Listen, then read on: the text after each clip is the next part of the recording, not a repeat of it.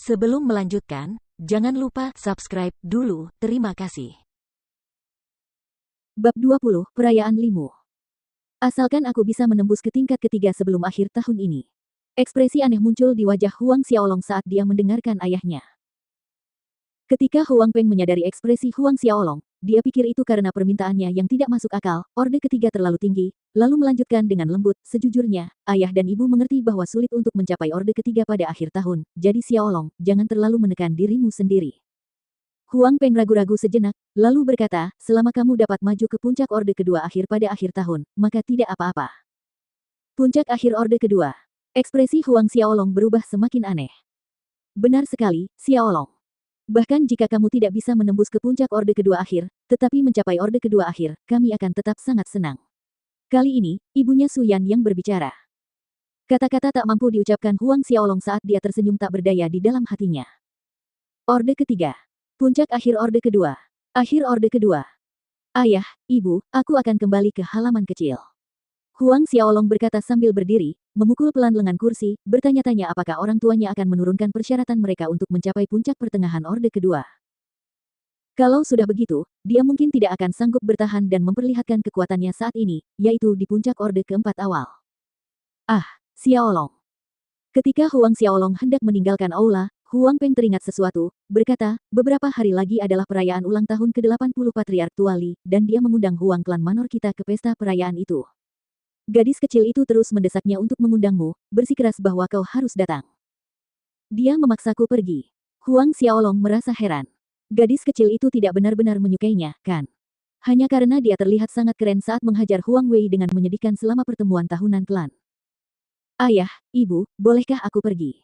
Tanya Huang Xiaolong lemah. Apa katamu? Mata Su Yan melotot ke arahnya. Huang Xiaolong merasa tertekan, sepertinya dia tidak bisa menghindari pergi ke pesta. Su Yan tertawa melihat wajah putranya yang cemberut, menggodanya, dasar bocah nakal, jangan menggerutu. Lilu adalah kesayangan Patriark Tuali, memiliki jiwa bela diri tingkat 9 dan dia pasti akan tumbuh menjadi wanita muda yang cantik. Huang Xiaolong semakin terdiam, ada apa dengan ini dan itu, kalau saja ibunya tahu kalau putranya punya bakat luar biasa dan punya bakat bela diri kembar yang luar biasa, dia mungkin tidak akan berpikir seperti ini. Pada saat ini, Huang Peng juga ikut bicara, ibumu benar. Di masa depan, jika kamu menikah dengan cucu perempuan Patriark Lilu, maka ibumu dan aku. Sementara ayahnya masih berbicara, Huang Xiaolong segera menyela, baiklah, ayah, aku mengerti, tidak apa-apa asalkan aku pergi, kan? Kapan kita berangkat? Apakah ayah akan pergi? Su Yan tidak dapat menahan tawa ketika mendengar jawaban Huang Xiaolong, sepertinya putra kita merasa malu. Dia berhenti menggoda Huang Xiaolong dan berkata, kita berangkat lusa, tetapi selain kamu dan ayahmu, kakekmu, paman tertua dan Huang Wei juga akan pergi. Alis Huang Xiaolong berkerut, lalu mengangguk, baiklah, aku tahu, kalau tidak ada yang lain, aku akan kembali. Baik Huang Peng dan Su Yan mengangguk. Huang Xiaolong berbalik dan pergi. Menatap punggung putranya, Su Yan menghela napas dan berkata, betapa indahnya jika Xiaolong kita menikah dengan Lilu. Huang Peng menggelengkan kepalanya, dengan latar belakang dan bakat Lilu, dia tidak akan menyukai Xiaolong kita. Selain itu, saat ini Lilu baru berusia 8 tahun, jadi meskipun dia mungkin tidak mempertimbangkannya, dia akan mempertimbangkannya saat dia dewasa. Saat ini Huang Xiaolong telah kembali ke halaman kecilnya dan mulai berlatih badai neraka sehingga dia tidak mendengar apa yang dikatakan orang tuanya setelah dia pergi. 2 hari berlalu dengan cepat, dan hari keberangkatan pun tiba. Begitu Huang Xiaolong tiba di halaman timur, dia diseret oleh Huang Peng ke aula utama, dan saat mereka tiba di aula utama, kakeknya Huang Qide, paman tertua Huang Ming, dan Huang Wei sudah menunggu. Saat Huang Wei melihat Huang Xiaolong melangkah ke aula utama, matanya penuh kebencian, jika bukan karena kehadiran Huang Qide, dia mungkin akan menerkam Huang Xiaolong. Ayah. Kakek. Huang Xiaolong dan Huang Peng menghampiri Huang Qide dan mengucapkan salam, mengabaikan tiruan Huang Wei tentang binatang buas. Huang Qide mengangguk dan tertawa, karena semua orang sudah di sini, ayo pergi. Huang Qide melangkah keluar, dan keempat orang itu mengikutinya. Meskipun Huang klan Manor dan keluarga Li dikenal sebagai dua kekuatan utama di Kabupaten Changlan, namun terdapat jarak yang cukup jauh di antara mereka. Kediaman keluarga Li berada di kota Kabupaten Changlan sedangkan Manor klan Huang terletak 100 mil di luar kota kabupaten. Oleh karena itu, hari sudah malam ketika kelompok Huang Xiaolong yang beranggotakan 5 orang tiba di kota kabupaten, hampir senja. Saudara Qide. Kau menempuh perjalanan yang cukup jauh untuk datang ke perayaanku, namun aku terlambat menyambut kedatanganmu, mohon maafkan aku. Kata Patriark Tua Li sambil tertawa riang ketika mereka berlima tiba di kota daerah. Saudara Limu terlalu sopan. Huang Qide tertawa keras. Huang Xiaolong melihat sekelilingnya dan menyadari bahwa gadis kecil Lilu sedang berdiri di belakang seorang pria setengah baya berwajah bulat yang sedikit gemuk dengan mata yang sedikit kecil, yang memberi kesan bahwa dia selalu berseri-seri. Apakah ini putra tunggal Patriark Tua Li, Li Chen, ayah Lilu? Huang Xiaolong bertanya-tanya.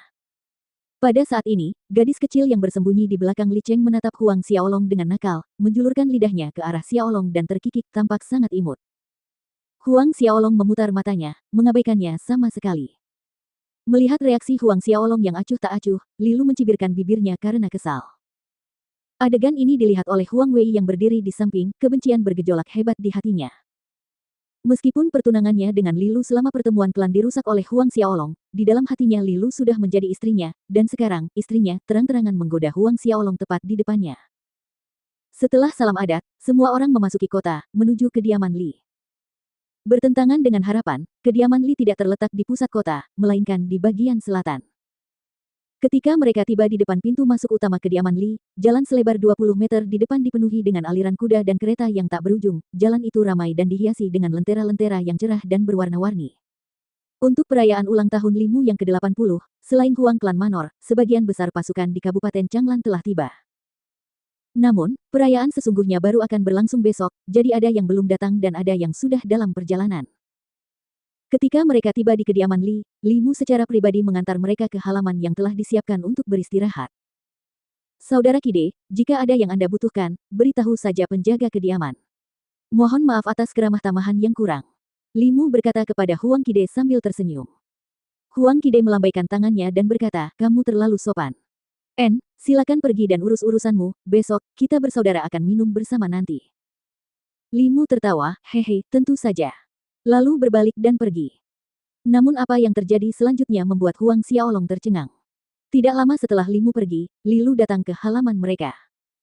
Setelah menyapa Huang Qide, Huang Ming, dan Huang Peng, dia langsung menghampiri Huang Xiaolong dan berkata dengan nada kesal, Xiaolong, ini pertama kalinya kamu di kota daerah, kan?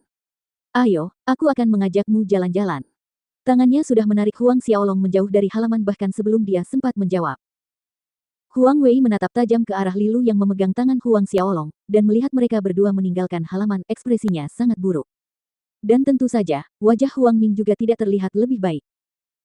Huang Qide membuka mulutnya, namun tidak tahu harus berkata apa. Huang Peng berdiri di sana dengan tenang, namun hatinya berdebar-debar karena gembira.